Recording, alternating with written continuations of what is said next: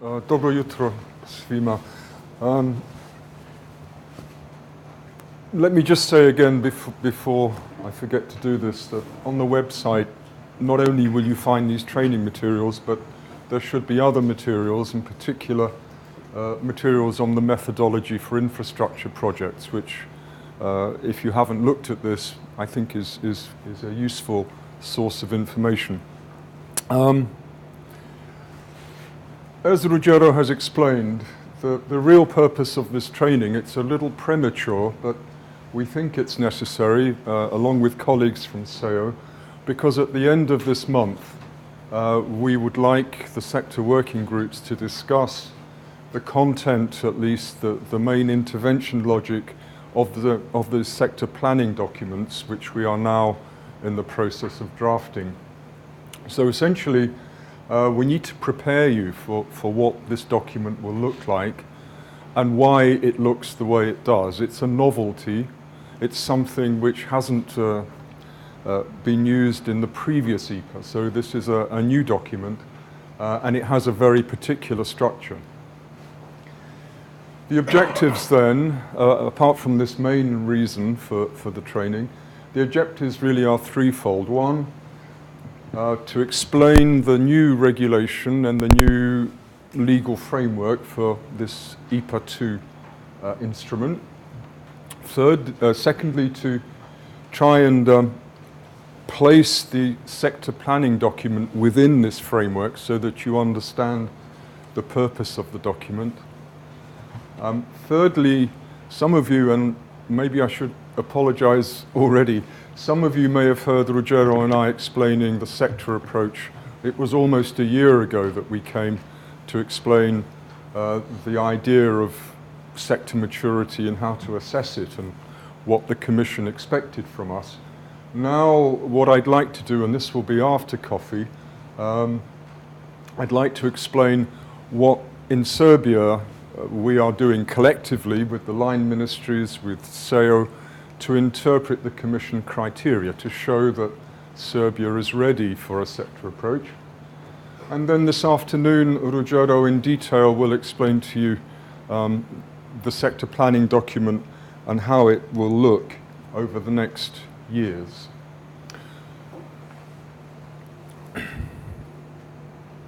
So while you're fresh and it's early and coffee is still about, let me get through the regulations quickly.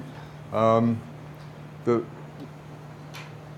legal framework looks like this. It's really a reference slide. So these slides are both reference materials and slides to discuss in detail. But here you see a familiar picture, the enlargement package, so-called, from the Commission, with the enlargement strategy and annual progress reports for all the beneficiary countries. Here sits the regulation, the new regulation which is adopted. I put it in bold because most of the things around this regulation are still in draft. The common implementing rules and the financial regulation, these exist, and they apply to all external actions, including IPA, but also development assistance. Then we have this common strategic framework which is being drafted. This applies specifically to all IPA beneficiary countries. For example, in this document, the Commission spells out the enlargement objectives for Turkey, for all the countries of the Western Balkans, and for Iceland. Okay, that's maybe a nicety, but in addition, and importantly, in this document, the Commission will spell out how the allocations for all the beneficiary countries, the financial allocations, how they will be made. Because it's in draft, we don't know what the allocation for Serbia will be. We can guess, but we actually don't know. And every time we ask, we're told it's being developed. The country strategy paper is a novelty of IPA 2. It replaces what was called the MIPD. I'm sure this is familiar to you. We've seen now, again, it's in draft. We saw two. We're now on the second draft, which was sent by the Commission, and I think it's been circulated to the sector working groups in November last year. The first draft we made lots of comments on, and the sector working groups all made comments on. The second draft is much better, and specifically it's better for us in Serbia because it reflects quite closely the NAD, the document that you're all very familiar with. Originally this started as a national needs assessment document. It's now a national priorities assistance document, and that was completed and adopted by government last year in November. Then the framework agreements are legal necessities for the whole IPA framework. These basically download the common rules for implementation and the budget rules from the financial regulation. And here we are. We're actually in the process of beginning drafting IPA 2 programs to bring money into the country. To put it slightly differently, and maybe to make it, I hope, a little more understandable, the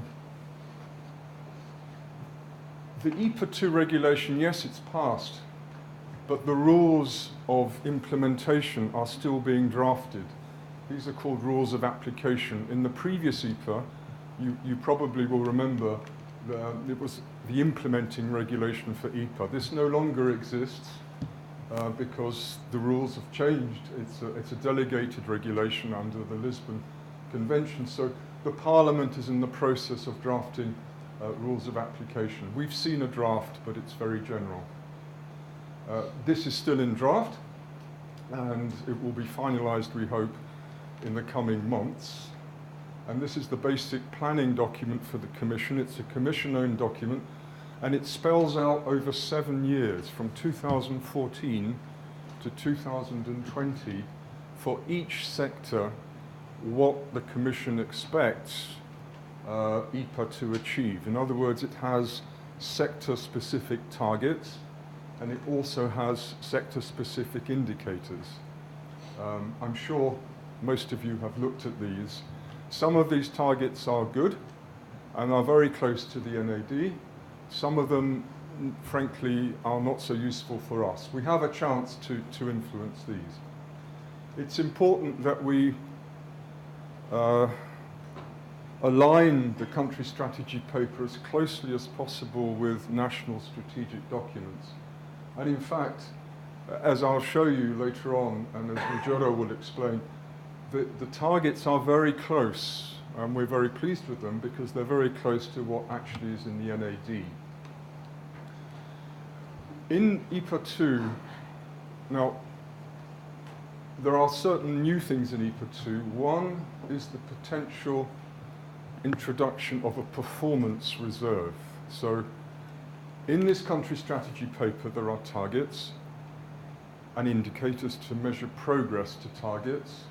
And the Commission argued that in order to create an incentive for reforms, if a beneficiary country meets those targets, it will get extra money. We don't know how, we don't know when, but essentially the principle is that the targets will be measured. So we should be very careful at the beginning of this programming period to ensure that the targets are realistic. For example, in environment, the targets are clearly unachievable in some senses, and the indicators are wrong. The baselines are out by an order of magnitude, something that the Sector Working Group on Environment commented on, and it's a comment that's gone back to Brussels. We are drafting this sector planning document. One of the issues of a sector approach is that it's multi-annual. So this document will cover 2014, 15, and 16.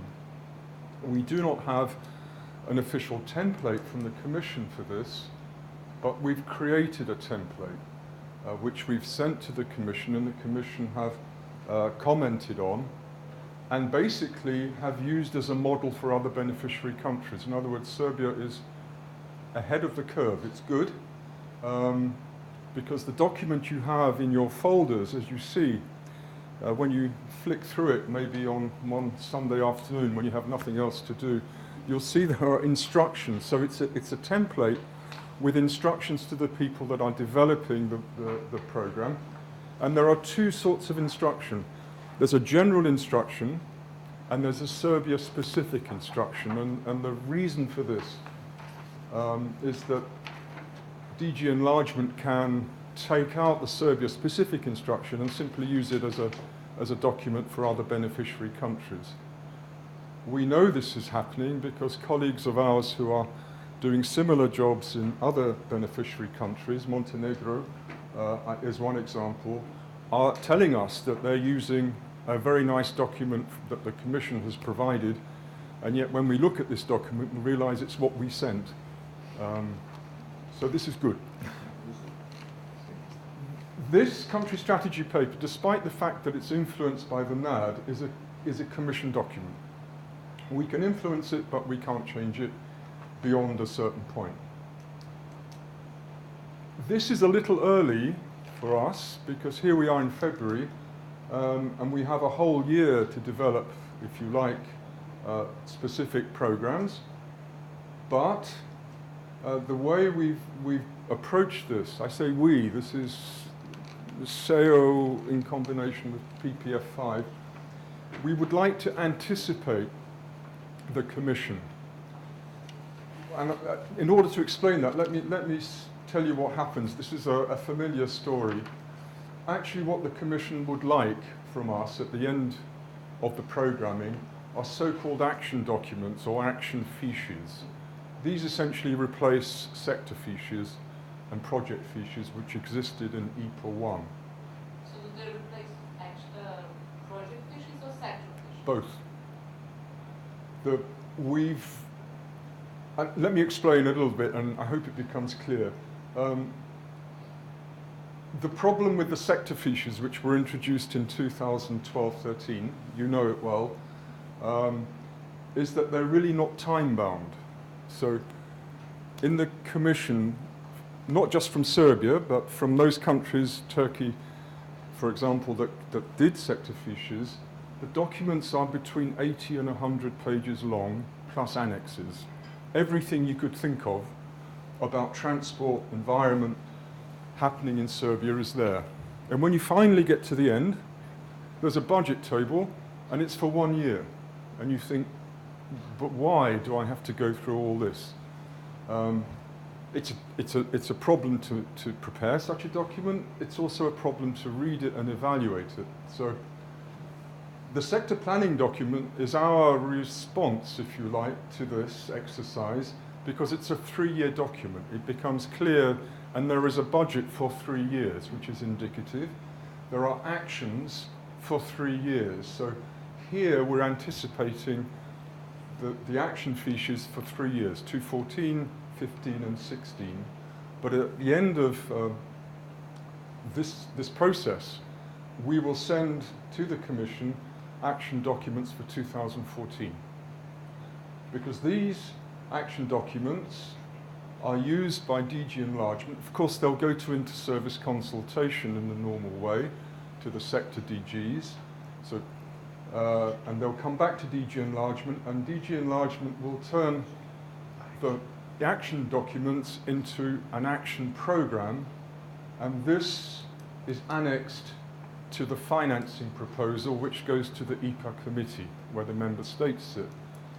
Hopefully the member states will approve the annual program of action documents, and then the Commission will turn this into what's called an implementing decision or financing decision. Annexed here are the documents, and here the program. This is clearer in a picture, which I'll show you in a minute.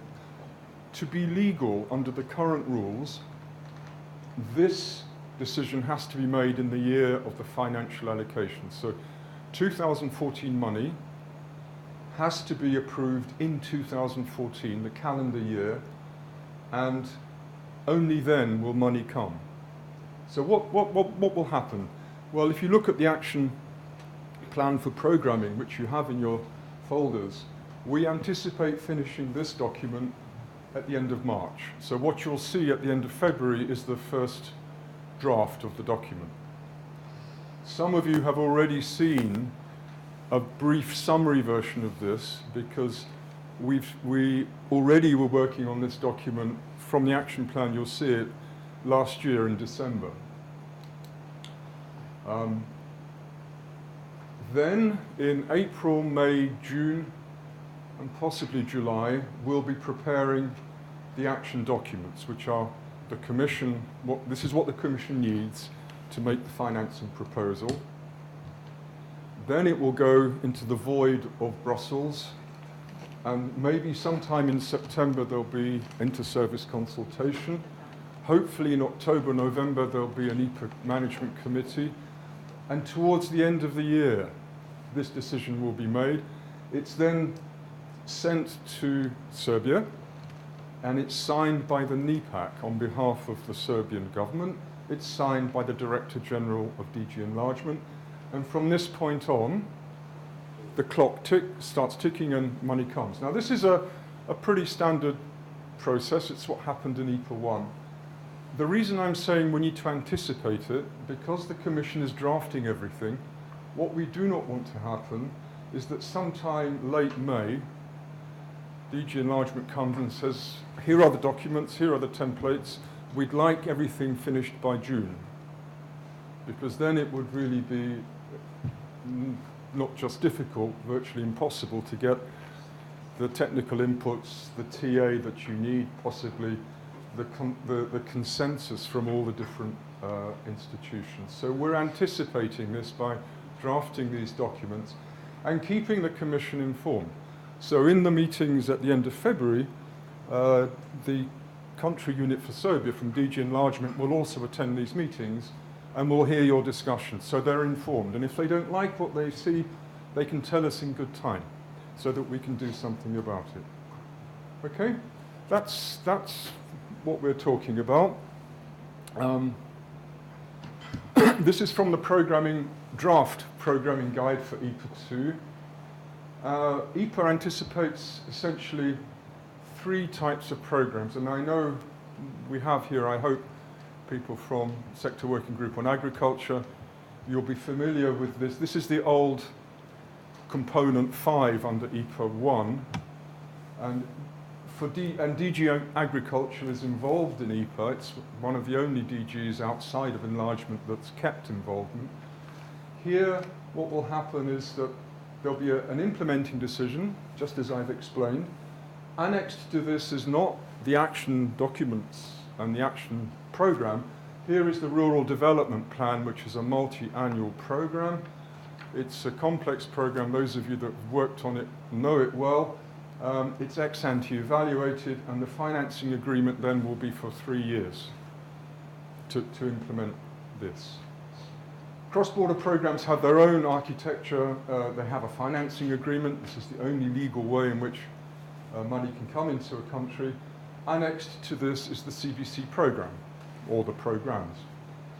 We are in this extreme part of the diagram. We're preparing action programs, a financing agreement, and you see annexed are the documents, the action documents, and the sector planning document.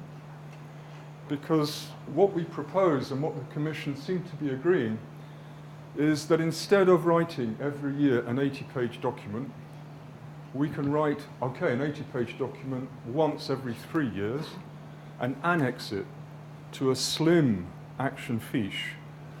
And what we know already from DG Enlargement is that the action fiche is essentially a log frame for that year, a small bit of narrative, 10 to maybe 15 pages long, not 80, and annexed to it will be the sector planning document. And so we can cross-refer. When it says, what's the problem analysis in your sector, you'll say in the action document, see the SPD, sector planning document, section 2.2. Okay, so this is the big picture. Every 7 years with the new budget round and all the regulations change, including IPA, the jargon changes, so please be aware, I'm already using it. Now we're talking about actions. So each sector will be expected to prepare an action document for 2014, discussed at the sector working group. Collectively, when all these action documents are put together, we have an action program for 2014. This used to be called an annual program for IPA. It's the same thing, but now it's an action program. Activities are what we will identify now in the sector planning document. Activities are essentially implemented by operations contracts, by another name. For RDPs, for Agriculture, Rural Development Plan, and for the SDP, we stick with measures because we introduce them into the NAD, and for us this is a useful way of looking at things. And maybe, as they say, pictures speak louder than words. This is what it looks like. So, I don't know, action 3 could be for transport, action 2 could be for energy. Within the document there will be activities and there will be contracts underneath this, year by year. The SPD will cover all 3 years, but the only thing we need in detail now is the first year actions.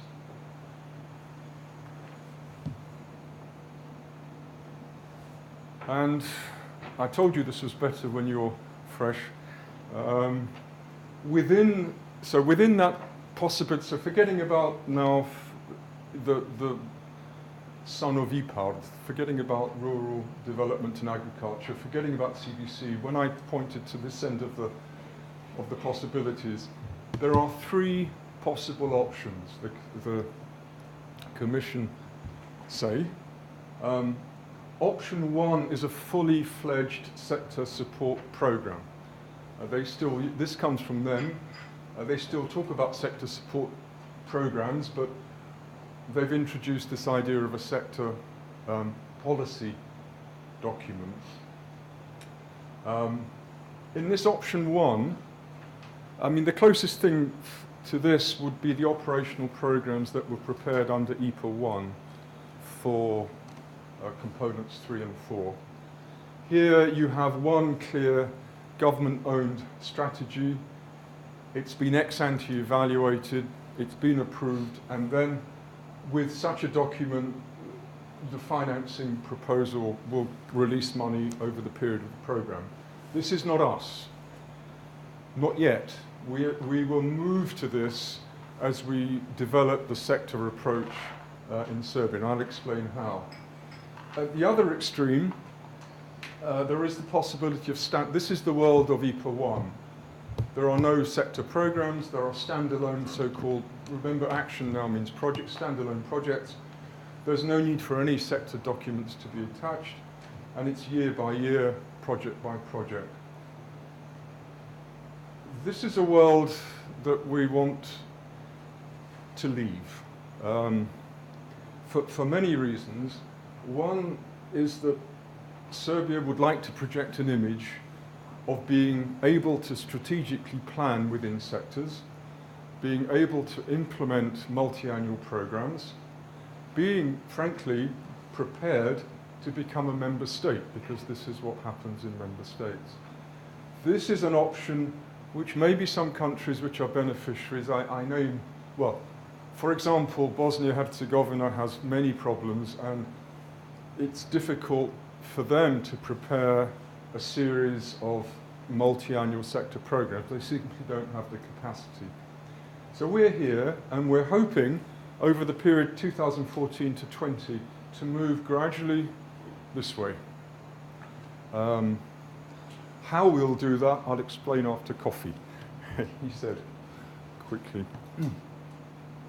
Now, the sector planning document, it looks like this. It has 4 main sections. You'll see drafts for section 1, 2, and 3 in the sector working group meetings at the end of February. We can't do section 4 because we don't know the national allocation. So it's difficult to make up. We don't actually know how much money will come into Serbia. It's difficult for us to know how much money will come to each sector. So we can't do much here, but we can anticipate this when the Commission finally decide on the allocations. Section 1 addresses the criteria for a sector approach. I'll explain what this is in a minute, but the Commission have, and Ruggero and I, we talked to if some of you last year. There are 5 main criteria. And this section, and if you look at the template, it addresses, there are 5 subsections here, and this explains what Serbia is doing to become capable of running a full sector approach. We're not there yet, but this explains progress. So after coffee, I'll explain this in some detail. Section 2, which is something that really we need the sector working groups to discuss thoroughly before we prepare more detailed text, because this explains what IPA money will be used for in the next 3 years within your sector. So we have a NAD, but the NAD is not a document you can implement. It's a strategic planning document. Within NAD measures, there are most things you can think of in a sector are there.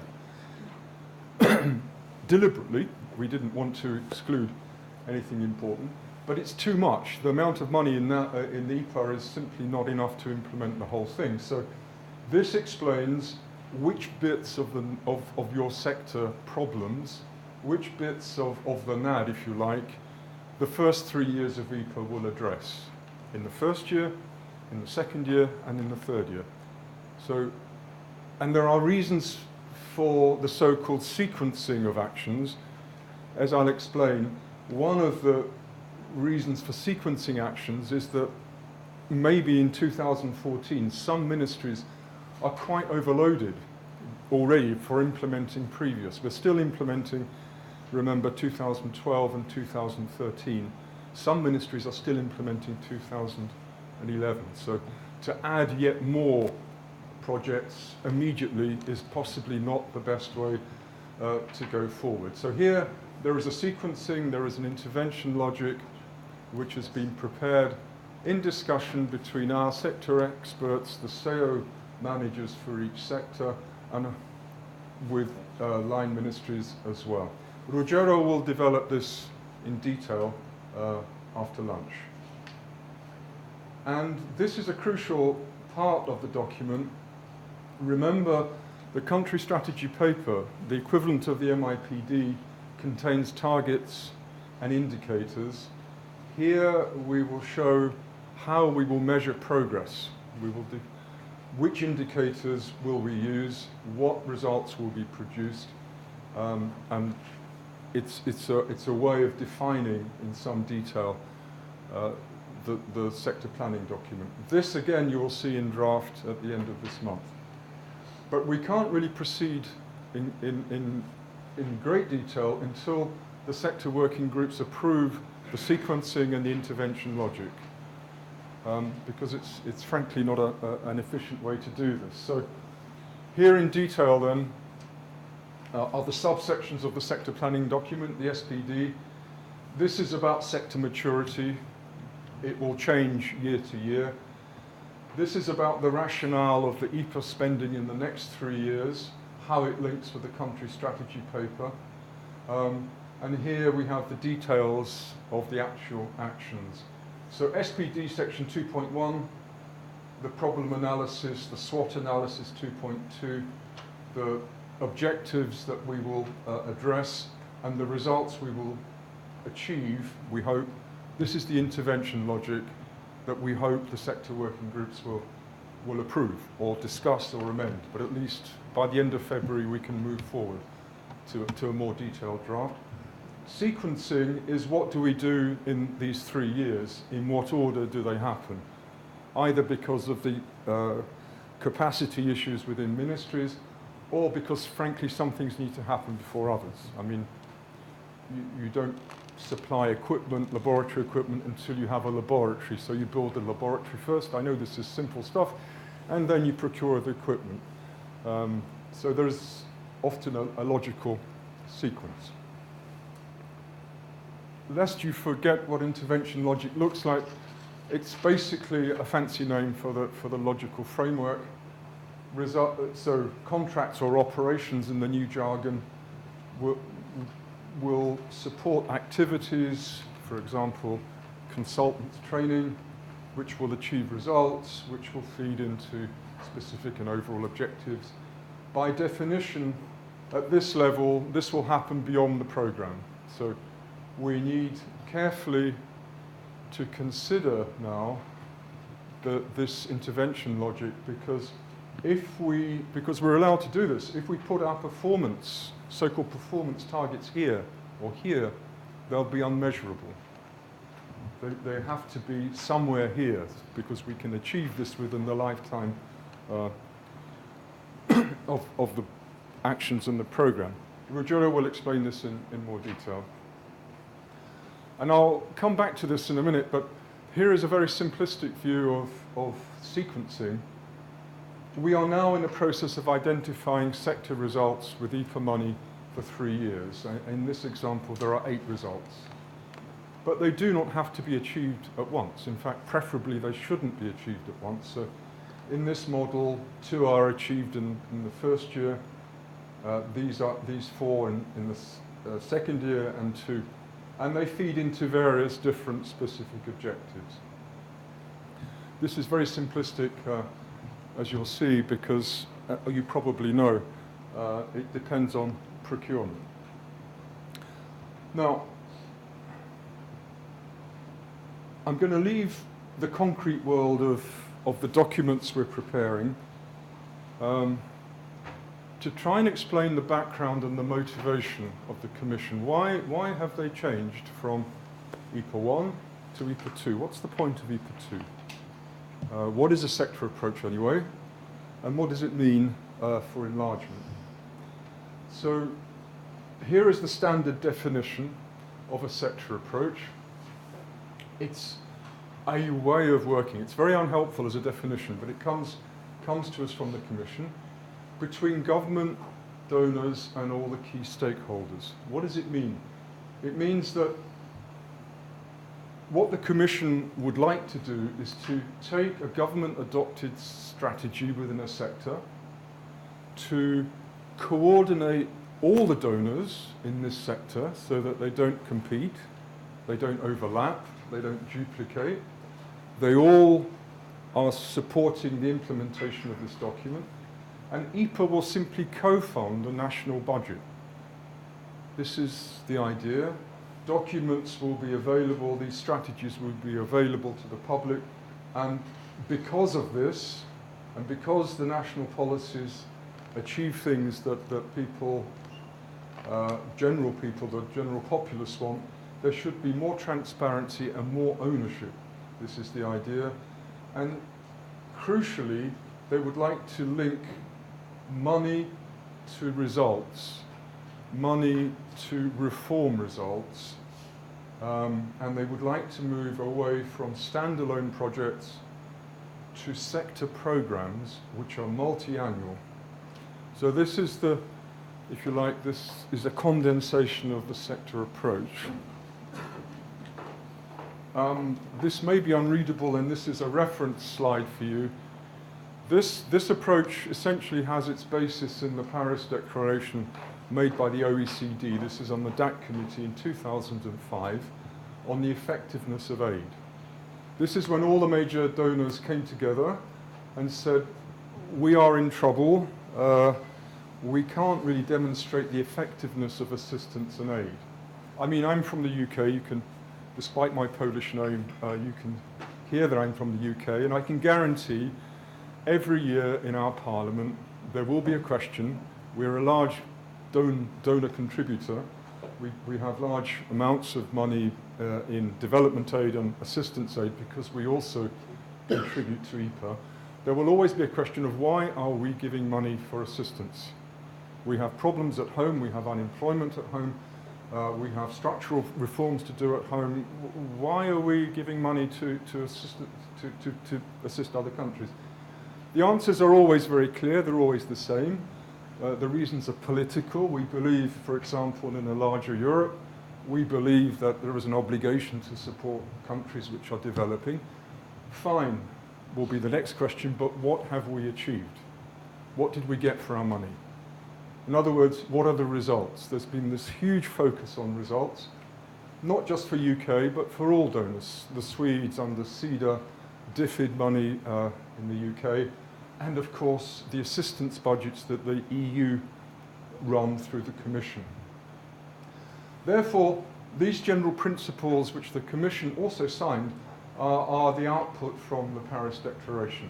Ownership. We should be funding policies and programs which are nationally owned and nationally developed. There was a time, I worked in DFID, or its precursor, in UK assistance money, when frankly I was competing against other donors. I mean, I would get to a country, my boss would have an agenda, we knew what our assistance program should look like, what we wanted to fund. So I would be maneuvering with USAID, with the World Bank, trying to get to a sector ministry to get them to adopt our program. Our program. No. Under the Paris Declaration, the OECD countries said, we will abandon this approach. We will fund domestic programs which are nationally owned, which are adopted by government. We will align our assistance with aid from other donors. We will align it very specifically with national budgets. So we would like to know in a sector what the national budget is, and we will coordinate the donors, and we will use national procurement systems. So this is the Paris Declaration. The idea of national procurement systems is quite simple. Imagine a large World Bank loan. You come to a country, you set up a separate unit, a PIU, Project Implementation Unit. You probably choose the best people from the ministries, you triple their salaries, you put them into this unit.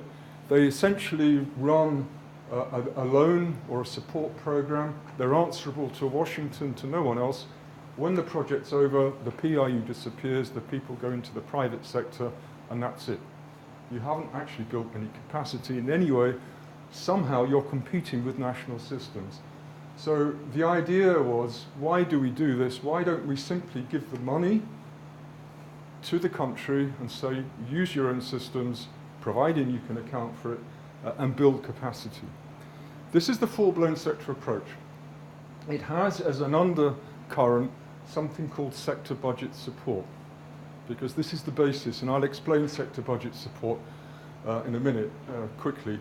But the Commission, on behalf of the EU, is a signatory to this. And this is exactly what it does with assistance money in developing countries. DG Development and Cooperation, DevCo, use these criteria. In enlargement, DG Enlargement has only now, I mean, this was adopted in 2005. Here we are in 2014 with IPA 2. And we're adopting a sector approach, the so-called sector approach, very reluctantly, because for the developing world, it's quite easy to define a sector. It's transport, it's the classic development sectors, it's maybe agriculture. The things that in this room we're all concerned with. But in addition, and in every sector, there's an accession menu, an accession agenda. And it's very difficult to define a sector. So in 2012, when the sector approach was piloted by DG Enlargement, they sent these sector fiches. You could use them or not. You had the option as an EPAC. Actually, Serbia was one of the few countries, together with Turkey, that adopted fully the sector approach under sector fiches in 2013. But all of the NEPACs said, please tell us, Commission, we'll adopt a sector approach, fine, but what's a sector? Can you define it for us? And the short answer is DG Enlargement said no. And the reason it said no, well, let's develop this in a logical way. Here are the classic sectors. We have no problems with these. I mean, maybe the scope of these sectors we could discuss, but energy, transport, environment, the old component 3, economic development. Human resource development, okay. But when you come to things like rule of law, the things the Commission are very focused on, democracy and governance, it's difficult to define a sector top-down. We're told that IPA 2, I think you know this, should focus very much on rule of law and on economic governance. Now, rule of law, because the last enlargement, the Commission has been very heavily criticised by the Council and the Parliament for allowing countries to join the Union without meeting political criteria, the political criteria within the Copenhagen criteria. So now there is an insistence by Council that whatever you fund, you must fund rule of law, and therefore it's a sector. But look at the issues of rule of law. Rule of law is essentially 2 chapters of the Acquis, chapter 23, and I only put this up as an example. I know people here are not working on these chapters, but for a country like Crna Gora, Montenegro, yes, I can imagine that you could run a sector program in rule of law. The administration is small, the problems are relatively small, and because it's a small administration, it's possible to imagine a cooperation. But normally, traditionally, these are the areas of competence of 2 strong ministries, the Ministry of Interior, the Ministry of Justice. This is the traditional split. And if you're going to run a rule of law program, well, you need these 2 ministries to cooperate. And as you'll see in a minute, one of them has to lead the sector. One of the conditions is that there is one lead institution. So fight it out, ministries, but you want to step back from this. So yeah, Montenegro could possibly do this as a sector. For Turkey, because of its problems at the borders, because it has post-conflict countries on its borders, actually migration management is a sector for IPA. Not even security in chapter 24. For them, this is enough for IPA, because the amount of money they get from IPA simply would not fund all these things. So they can do a little bit of external border management, there's no Schengen for them, and they can do something on migration management, asylum seekers across the borders, illegal migrants, and that's it. That's all that you'll get from Turkey as a sector. So can you see the difference? This is a question of scale. And what the Commission are essentially saying to beneficiary countries is, please define the sectors for us.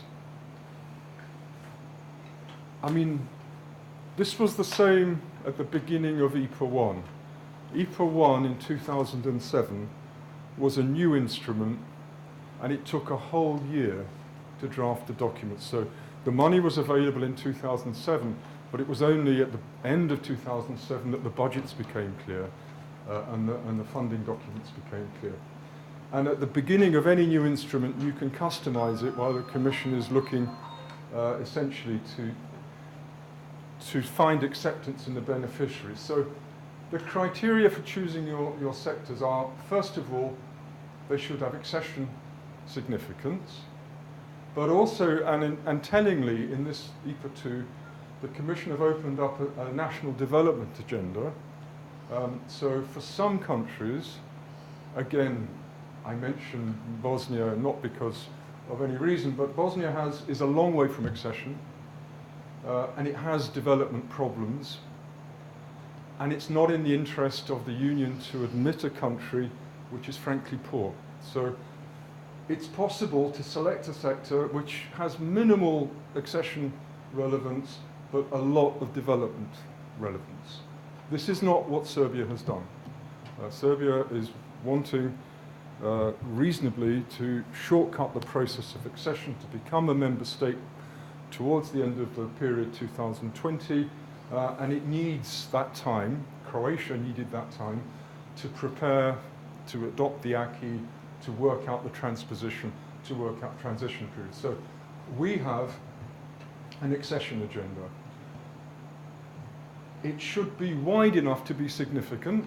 So if we here adopted a sector called migration management, it's too narrow. It doesn't impact against Chapter 24. If we adopt a very wide sector, as some of these sectors are, there are too many institutions involved to actually coordinate the implementation. So it should be both wide enough and narrow enough. It should have an established institutional framework, and this is a fundamental condition. There should be one lead institution. It should, whatever the sector is, it should somehow transparently link to the national budget. Into this vacuum of guidance enters the NAD, because this comes from as it says here, from the programming guidelines, and as the country strategy papers are being written, these are the sectors that enlargement is pushing. The NAD actually has 9 sectors, because we have argued here, colleagues in other ministries have argued, the sector working groups have argued, SEO has argued that this is too broad. So we have a justice sector and a home affairs sector. So this is divided. Democracy and governance for us means public administration reform. So 1 sector, 3 sectors. Environment exists, transport, energy, these exist in this form. So we have 9 sectors. It's okay. The Commission are more than happy. We could have had 10 sectors. But the decision has been made for us on the NAD. So what is a sector? Well, a sector is what you define it to be in the country. It's very unhelpful, but we have defined it. Here are the country strategy paper targets for the sector competitiveness. You see there are 4. These are the things that we should achieve with IPA. Notice a simplified framework, regulatory framework for doing business, removing red tape, structural reforms, privatizing state industries, an innovation agenda, because this is seen as a platform for economic development, and if you're trying to set up a business, better access to finance. What does the NAD look like? Well, this is competitiveness in the NAD. There are 3 priorities, and yes, look, there are policy, red tape issues, harmonizing with the market. There is a measure on innovation. It actually begins to look very similar to the country strategy paper. So it was a lot of work to develop the NAD, but actually it's paying us dividends. In energy, again, 4 targets. Efficiency of energy usage, liberalization of the market, security of supply, specifically it says in terms of the oil stocks directive, renewable energy, and a quantitative target. So this is for the sector to either adopt or argue against or discuss. What does the NAD look like? Well, it has 3 priorities. There's something on the energy market, exactly as it was in the country strategy paper. There's something on security of supply, something on renewable energy, energy efficiency. This agenda, of course, is addressed possibly in the environment sector. It's not a problem for us, but this clearly addresses the Commission agenda on energy. So what I'm trying to draw, and I'm conscious that there are 4 sector working groups here, so I'll try and address, at least so you don't feel left out, but I'll shortcut this. For transport, again, this reflects the NAD, institutional frameworks, and transposition of the acquis, a focus on the Trans-European Network corridors 10 and 11, a focus on the Danube corridor in corridor 7, and the southeastern Europe network of transport links, intermodal transport, and an adoption of the so-called railway packages. These are quite difficult in the EU under chapter, I think it's 14, where we have to separate, or it's expected to separate, the infrastructure of the rail track from the service providers of the trains.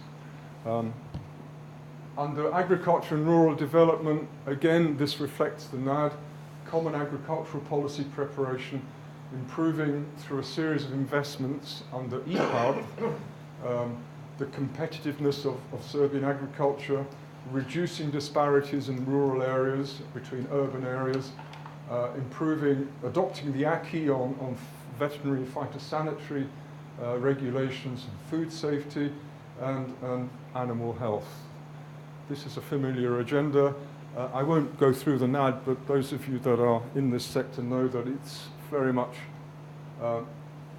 linked to what we are doing already. So can you see that the sector planning document has as its basis the NAD? We didn't go through all the problems of adopting and drafting the NAD to forget it. The Commission is perfectly happy with this agenda. So we have, if you like, an action document which is supported by a 3-year sector planning document which is supported by the NAD. It's a sequence of strategic planning documents. And with this, we're beginning to argue with the Commission, actually Serbia is moving towards a sector approach, it's moving towards sector strategic planning. Please, Commission, consider giving us multi-annual budgets instead of giving us annual budgets, because this will be much simpler. Now, just before we have coffee, and be assured there will be coffee, I want to run through the implementation from a fairly theoretical point of view. The world we know at the moment is the world of the Prague, the practical guide to contracting procedures. The Prague, of course, is a reflection of the financing regulation. Every 7 years, the financing regulation changes. Every 7 years, the Prague changes, because basically the Prague is the implementing part of the financing regulation.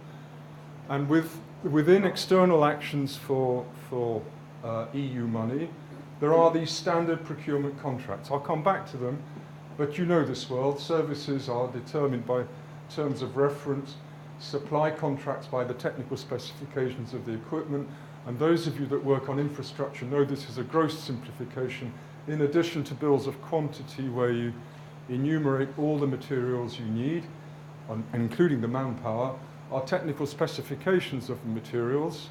If I build a bridge, I want to know what kind of steel I'm using, because it could fall down, and also the design documents that the contractors will need. And, of course, all the planning documentation, the permits. So these things progressively take longer and longer to prepare. For grants which are non-procurement, this is the world of member states. Member states don't run these contracts, but we run with structural funds grants. Here, these take time because the beneficiary specifies what it wants the consultants, for example, or the twinners to do. And then you evaluate offers to see which is the best offer. In the world of grants, you don't do this at all. You simply specify the problems and say, is there anybody out there with a solution? Please make us a proposal. And you select the best solution. So here you specify, the client is very clear, and the contractor simply is responding. Here you're saying, hey, please make us a proposal and we'll give you a grant to implement something if we approve it. Okay, now this will all be contained in the action document. This is what used to happen in FAR. Money was allocated and then it wasn't spent in the time frame, and it simply returned to the Commission, and frankly everybody lost. So now we have very fixed rules for contracting and disbursement. Please work with me through this, because this is the basis of our sequencing in the sector planning document. As I've explained, we prepare action documents this year, 2014. The Commission decision is made at the end of 2014. Probably it will be signed in the financing agreement at the beginning of next year, 2015. It's possible to shortcut this. 2013 was actually signed, the financing agreement was signed in 2013, but normally it's the following year. From the signature of the financing agreement, the clock starts to tick. This is year end. So 2014, things we plan now are the money comes in 2015. We have 3 years to contract. So we have up until 2018 to contract this. There's another maximum 3 years to implement. So now work with me, we're in 2021. We're actually beyond. This is the first year of IPA. And then we have another year, 2019, to spend. So the implementation period can be legally very long. It needs to be because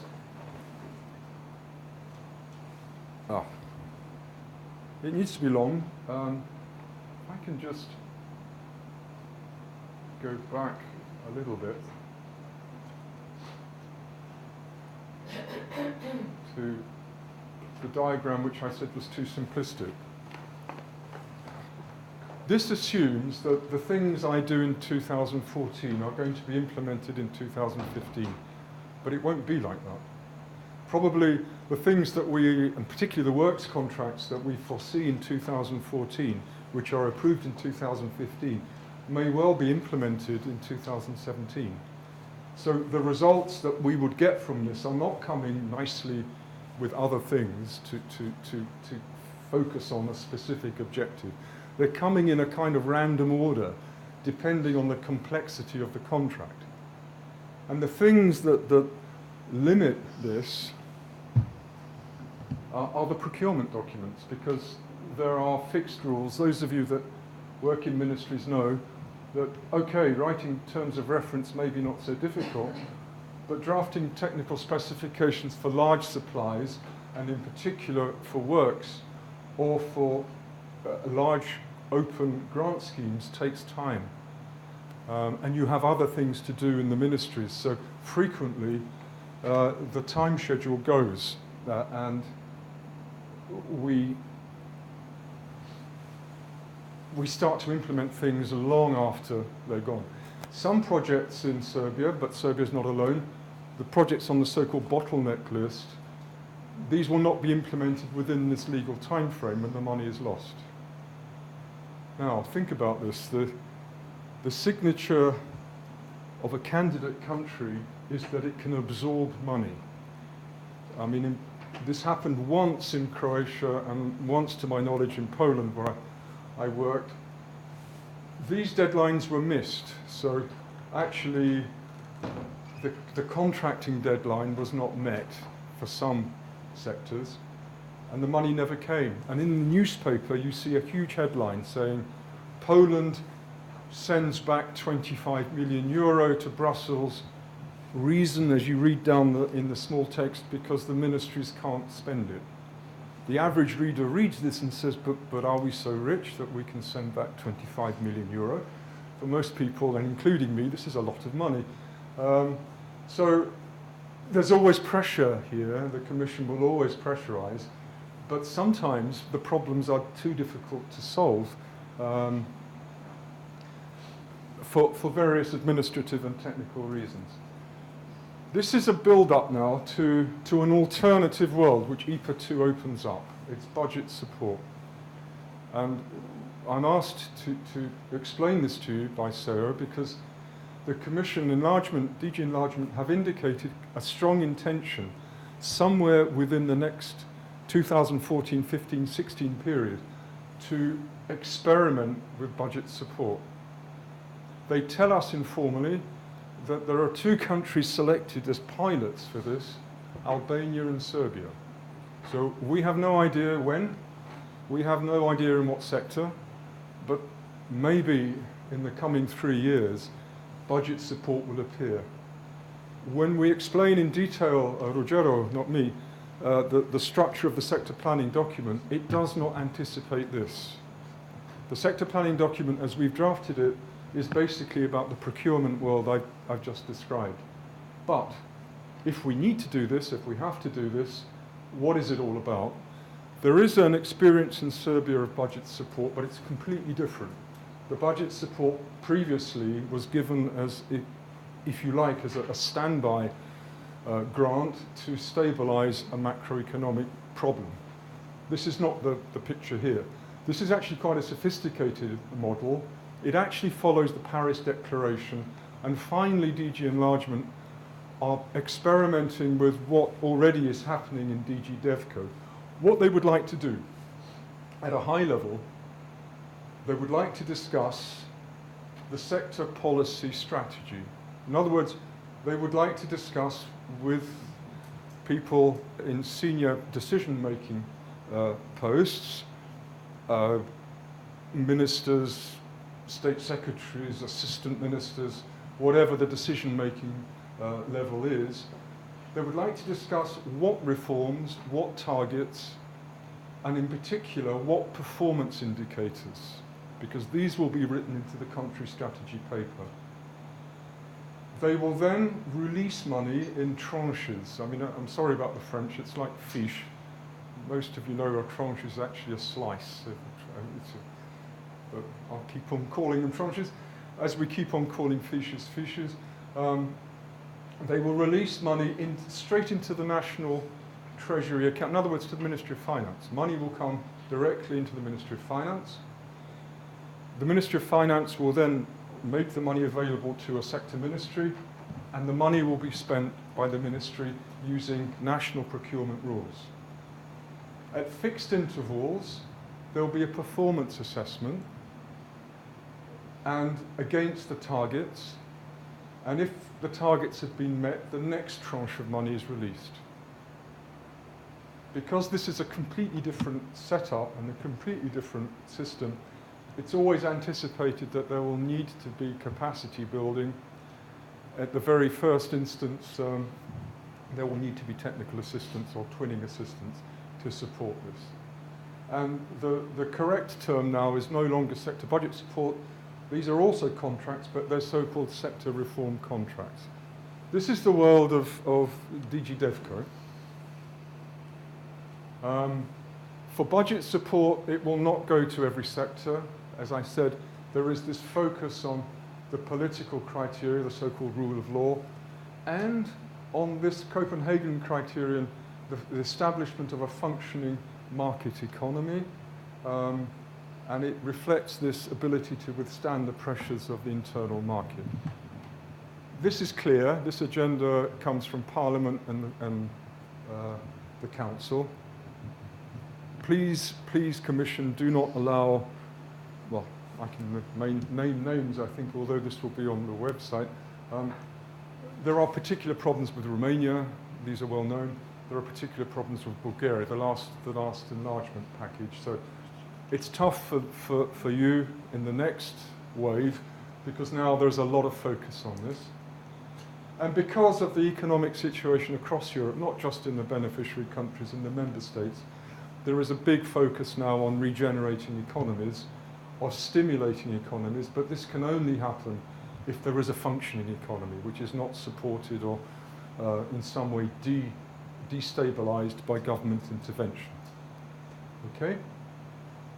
It's not clear that this is what will happen, but this is what we read in the planning documents, the draft planning documents they've sent us. So this is just my quick guided tour to budget support, so that if in years to come this happens, you will remember and say, oh yes, George told us something about that, and somewhere we have some reference slides. There are two kinds of assessment. So the sector planning document would have to reflect this world.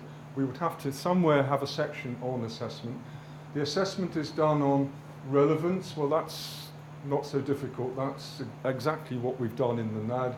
And you'll see in the sector planning document, it's the identification of interventions against problems and needs assessment.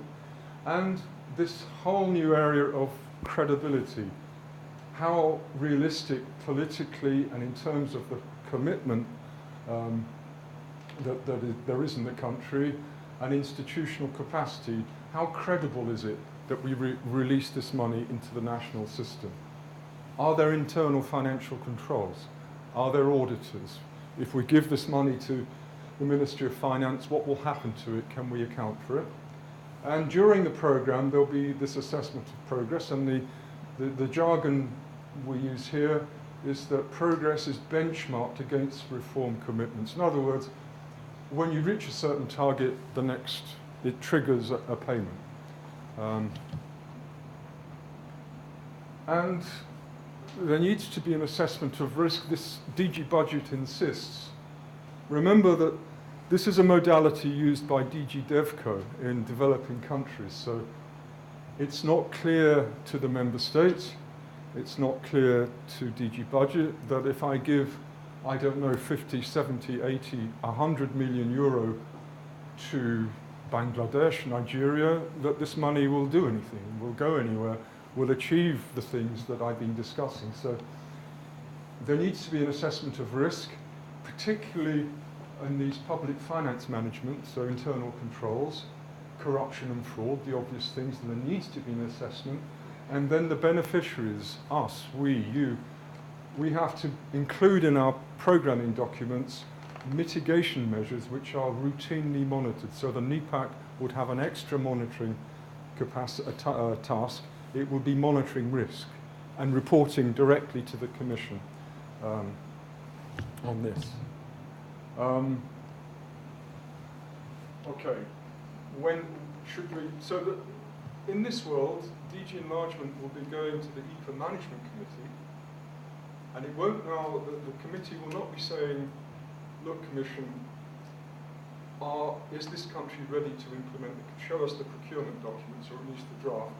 No, the member states will be saying, show us evidence of political commitment. In other words, do the reform strategies in a sector change after an election? Do the institutions instantly reconfigure after every election? I mean, is there some kind of commitment towards reform? Show us the assessment in terms of the eligibility criteria, relevance and credibility, and show us, please, that there is some intent to measure and monitor risks. I'm coming to an end, and coffee is very close on the horizon, so please don't despair. But this whole idea of performance reserve, performance reward, comes from budget support, which is why it's so crucial for us to have a monitoring system that reflects performance against targets. It's why it's so important, right at the beginning, in 2014, to argue with the Commission until every line ministry is happy that it can meet the targets that it's expected to meet, because otherwise there are political consequences. And that needs to be agreed upon at high level. Then these disbursements are of two sorts. Based on fixed tranches, which are released against the eligibility criteria. Okay, Serbia, you meet these criteria.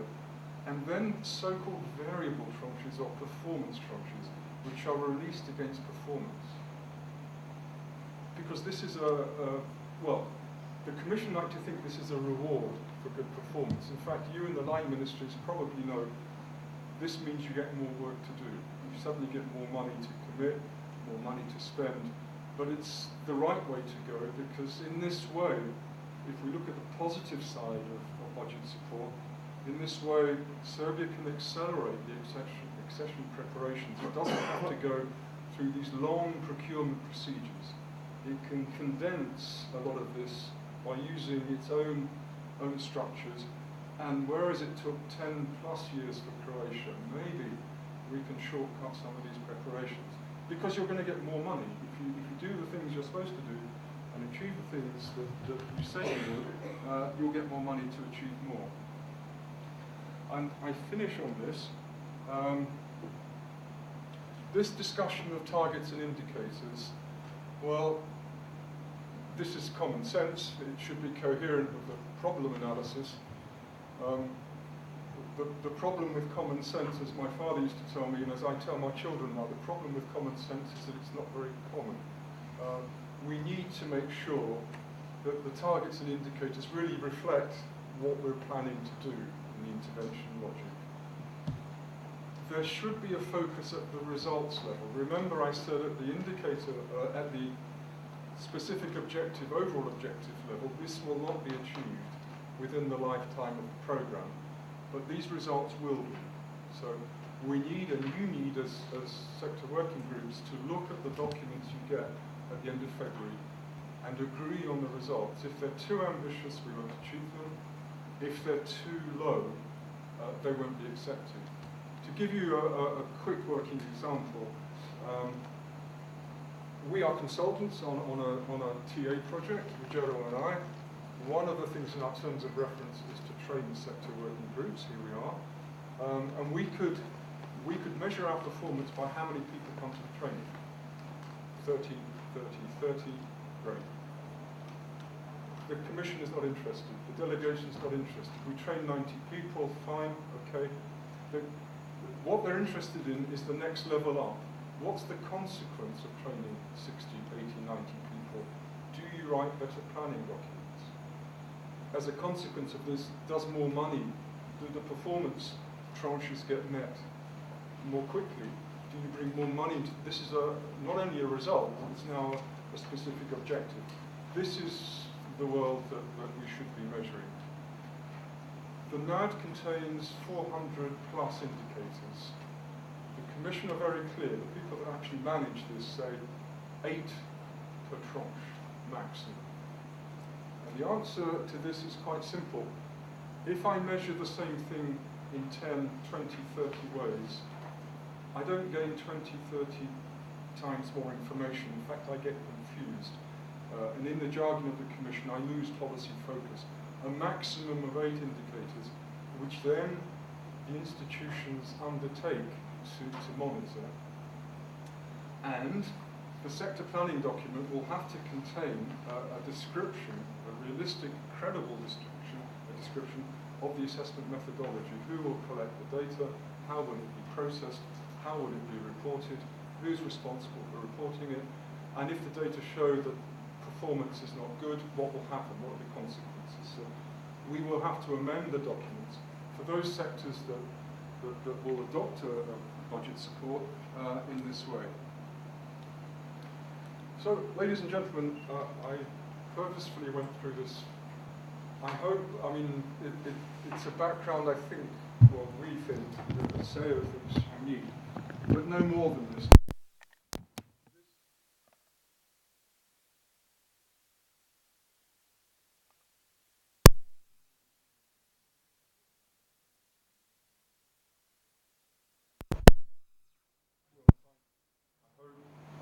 After coffee, which is now, I'll go through the 5 assessment criteria, but not so theoretically now. A year ago, we simply went through the Commission's criteria in an abstract way. Here, we will go through section 1 of the sector planning document, criterion by criterion, and show you, I hope, within the sector working groups that are here, competitiveness, transport, agriculture, and energy, what it means for you, and what we hope you will look for in the draft document.